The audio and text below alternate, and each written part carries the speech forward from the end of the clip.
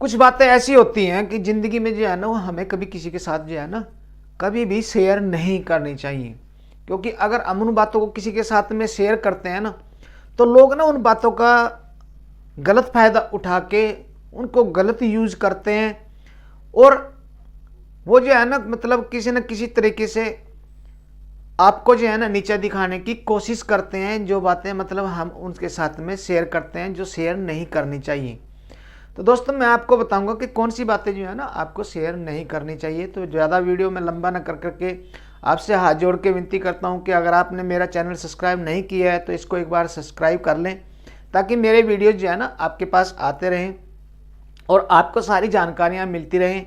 मैं motivational video ज़्यादातर बनाता हूँ। तो दोस्तों सबसे पहली बात जो है ना, हमें जो चीज़ जो है ना छुपाने की जो चीज़ें होती हैं, वो सबसे पहला जो हमारा चीज़ है वो है हमारी धन लक्ष्मी।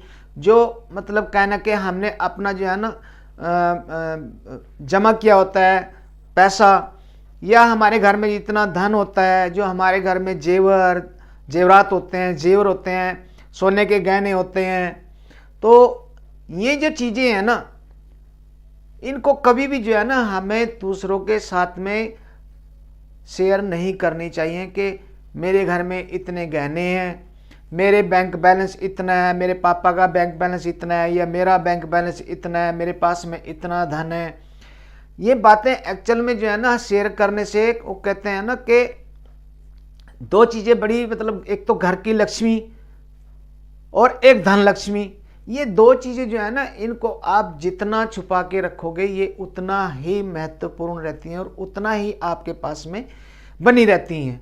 मतलब आप किसी के साथ में ये कहोगे कि मेरे पास इतना धन है, तो कई बार तो कई रिश्तेदार यार ये कह देते हैं कि यार तेरे पास में इतना धन है, थोड़ा सा मुझे भी दे दे। तो वो चीज़ें जो है ना मतलब कहने का आपको नुकसान पहुंचा सकती हैं और आपको उनको कुछ देना भी पड़ सकता है और वो फिर वापस भी नहीं आता। कई बार ऐसे लोग भी होते हैं जो ले लेते हैं और वापस करते ही नहीं है। कई रिश्तेदार भी ऐसे होते हैं, कई दोस्त भी ऐसे होते हैं।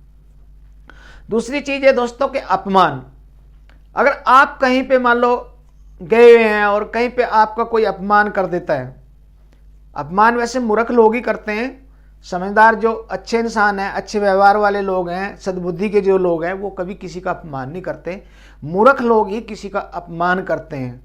अगर कोई मूर्ख आपका अपमान कर देता है तो आपको वो जो अपमान जो है ना आपको किसी के साथ में शेयर नहीं करना चाहिए। वैसे चलो वहाँ पे जो लोग होते हैं उनके सामने जो हो गया हो जाता है, पर लेकिन आपको किसी के सामने जो है ना वो अपमान शेयर नहीं करना चाहिए। क्योंकि आप जिसके साथ में भी उस अपमान को शेयर करोगे ना तो वो उसको थोड़ा और बढ़ा चढ़ा करके आगे किसी दूसरे को बताएगा, वो दूसरा किसी तीसरे को और थोड़ा बढ़ा चढ़ा के बताएगा।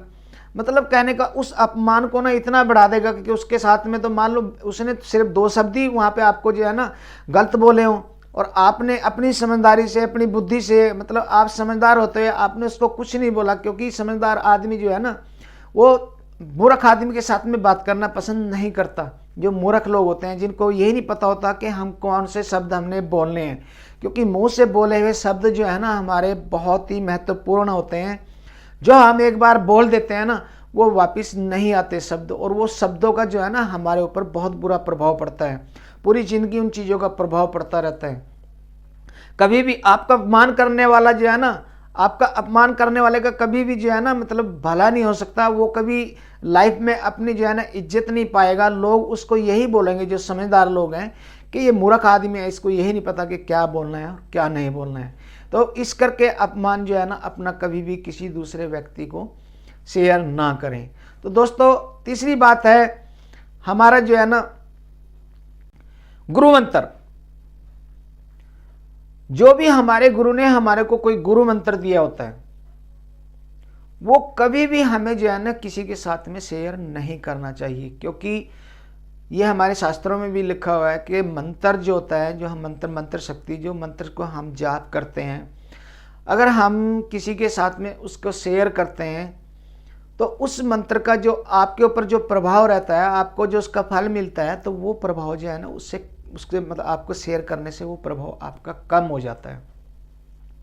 हमें कभी भी अपना गुरु मंत्र जो हमारे गुरु ने दिया है या जिस मंत्र का हम जाप करते हैं, घर में पूजा पाठ करते हैं तो उसका भी ज़्यादा विवरण हमें नहीं लोगों के साथ में करना चाहिए कि मैं सुबह 1 घंटा पाठ करता हूँ, सुबह 1 घंटा पूजा करता हूँ, मैं ये मंत्र का जाप करता हूँ। ये चीज़ जो है ना किसी को बताने वाली नहीं, शेयर करने वाली नहीं होती। इन चीज़ों को किसी के साथ में शेयर नहीं करना चाहिए। उसके बाद में दोस्तों हमें अपने परिवार की बातें, जो हम अपने घर में अपने परिवार में बैठ करके हम आपस में बातचीत करते हैं, कुछ ऐसी गुप्त बातें होती हैं जो हमें किसी के साथ शेयर नहीं करनी चाहिए। या हमारा परिवार जो है ना काफ़ी बड़ा होता है, उसमें तो एक आध इंसान ऐसा भी होता है जो थोड़ा सा उसको बुद्धि नहीं होती और वो घर में झगड़े वगैरह भी कई बार कर लेता है, झगड़े वगैरह करते रहते हैं। तो हमें उन चीज़ों को जो है ना थोड़ा सा समाज से बचाना चाहिए। उनका हमें ज़्यादा जो है ना प्रचार मतलब किसी को बताना भी नहीं चाहिए। उसको जितना आप छुपा के दबा के रखोगे आपकी उतनी इज्जत बनी रहती है समाज के अंदर। और अगर आपके घर में मान लो कोई एक मेंबर आपका झगड़ा कर देता है, आप उस बात को किसी एक इंसान के सामने बताएंगे तो वही चीज़ जो है ना सिर्फ उस छोटी सी बात का बतंगड़ बन के इतना बड़ा समाज में फैल जाता है कि वो उस चीज़ को बहुत बड़ा चढ़ा करके समाज में फैला देते हैं और उसका जो है ना मतलब अच्छा प्रभाव नहीं आता, समाज में उसका बुरा प्रभाव हो जाता है। तो हमें उस बुरे प्रभाव से बचने के लिए हमें कभी भी अपना मतलब जो फैमिली का झगड़ा है या कोई भी बातें हैं ना वो हमें किसी के साथ में शेयर नहीं करनी चाहिए। कोशिश करनी चाहिए कि हम अपने फैमिली के झगड़े को, जो घर के अंदर की बात है उसको जो है ना घर के अंदर ही रखें, उसको किसी के साथ। बातें ऐसी हैं दोस्तों जो मैं आपको बताऊंगा। हमें कभी भी किसी भी कन्या को पैर नहीं लगाना चाहिए और नहीं उस कन्या से हमें अपने पांव छुआने चाहिए। अपने मतलब कहीं देखा होता है कि कन्या से जो है ना पैर छुआते हैं, बट हमारी हिंदू संस्कृति में जो है ना 1 वर्ष से लेकर के 8 वर्ष तक की जो कन्याएं होती हैं उनको ना तो हमारा कोशिश करो कि हमारा पैर उनको लगे और ना ही उनसे हमें पैर छुआने चाहिए, क्योंकि कन्या को जो है ना हमारे हिंदू धर्म के अंदर देवी का रूप माना गया है। तो साक्षात देवी का रूप होता है और हम उसको जो है ना देवी माता मानते हैं। तो हमें कभी भी जो है ना कन्या से कभी भी पैर अपने नहीं छुआने चाहिए और कोशिश करो कि हमारा पाँव भी उस कन्या को ना लगे।